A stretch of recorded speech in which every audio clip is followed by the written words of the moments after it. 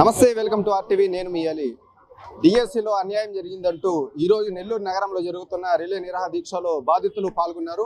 అసలు ఏంది అన్యాయం జరిగింది ఏందనేది వాళ్ళని అడిగి తెలుసుకుందాం.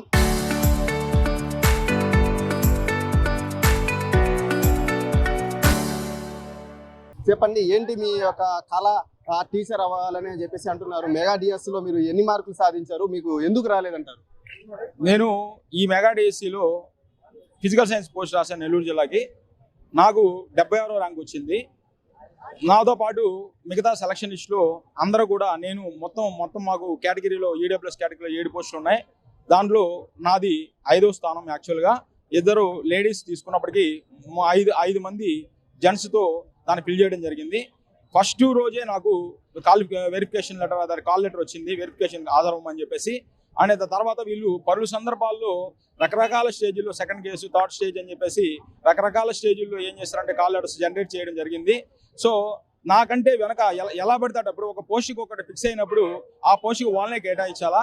చాలామంది ఏం చేశారంటే యాక్చువల్గా జెన్యూన్ సర్టిఫికేట్స్ కాకుండా ఎక్స్పీరియన్స్ సర్టిఫికేట్ పెట్టడం వల్ల వాళ్ళు వేరే ఉద్యోగంలోకి పోవడం, ఆ ఉద్యోగాల్ని మా తర్వాత లేడీస్ రిజర్వేషన్ రోస్టర్ అని చెప్పేసి కంప్లీట్గా తప్పులు తడికలుగా చేశారు. ఆ విధంగా ఎత్తుకున్నా కూడా జీవో నెంబర్ 77 ప్రకారం ఓపెన్లో పోయేవారు ఓపెన్లోనే వెళ్ళాలి. కానీ వీళ్ళు ఏం చేశారంటే కేటగిరీలో దింపారు. అంటే 10వ ర్యాంకు 12వ ర్యాంకు మొత్తం 25 ఓపెన్లో ఉంటే 10వ ర్యాంకు 12వ ర్యాంకుని కేటగిరీలో దింపారు. సో దానివల్ల నేను అర్హత ఉండి కూడా నేను ఉద్యోగాన్ని కోల్పోవాల్సిన పరిస్థితి ఏర్పడింది ఈరోజు. అందుకనే మేము అందరం కూడా న్యాయస్థానాలు ఆశ్రయించున్నాం.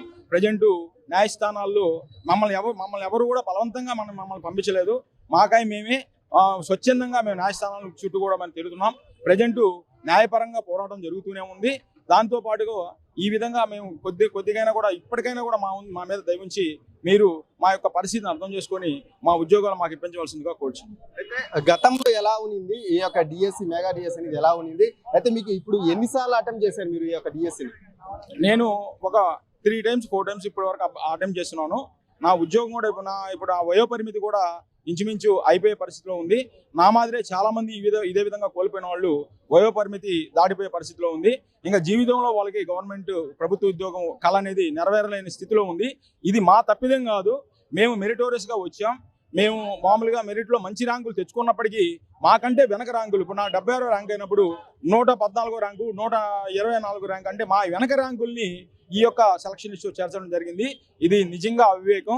ఇంకో విషయం ఏంటంటే ఎవరు ఏ సర్టిఫికేట్, అది జెన్యూన్ సర్టిఫికేటా, ఇప్పుడు ఎక్స్పీరియన్స్ సర్టిఫికేట్ తెచ్చారు ప్రిన్సిపల్ పోస్ట్కి, ఆ ప్రిన్సిపల్ పోస్ట్ ఎక్స్పీరియన్స్ జెన్యూన్ సర్టిఫికేటా కాదా అవి కూడా ఏది పరిశీలించలేదు. అదేవిధంగా హ్యాండిక్యాప్డ్ సర్టిఫికేట్స్ తెచ్చారు, అది కూడా జెన్యూనా కాదనేది కూడా మనం పరిశీలించలేదు. ఎలాంటి సెలక్షన్ మేము ఇంతకుముందు చేసి ఉండొచ్చు, కానీ ఇటువంటి సెలక్షన్ మేము ఇప్పటివరకు మేము చూడలేదు. మేము ఎంతో పొరపాటు చేసాం. ఆ టైంలో మాకు ఎవరి యొక్క సపోర్టు లభించలేదు. అయినా కూడా మేము చాలా కష్టపడ్డాం. మాకై మేమే నిరుద్యోగులుగా ఉద్యోగం కోల్పోయిన బాధ మాకే తెలుస్తుంది, ఒక మధ్యతరగతి, ఒక పేద బడుగు వర్గాల ప్రకారం. సో కాబట్టి ఆ బాధ మాకు తెలుసు. ఈ రోజు కూడా మేము ఆ యొక్క లోపాన్ని మేము సరి చేసుకోలేని పరిస్థితి ఏర్పడిపోయింది.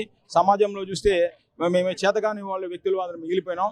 ఒక చదువుకొని మంచి విద్యాబుద్ధులు నేర్పించే ఉపాధ్యాయులుగా తయారవలసిన మేము ఏమీ లేని కనీసం ఏమీ సబ్జెక్టు చెప్పలేని స్థితిలో ఉండే టీచర్ని నియామకం చేయడం వల్ల మేము ఈ స్థితిలో నిలబడ్డాం.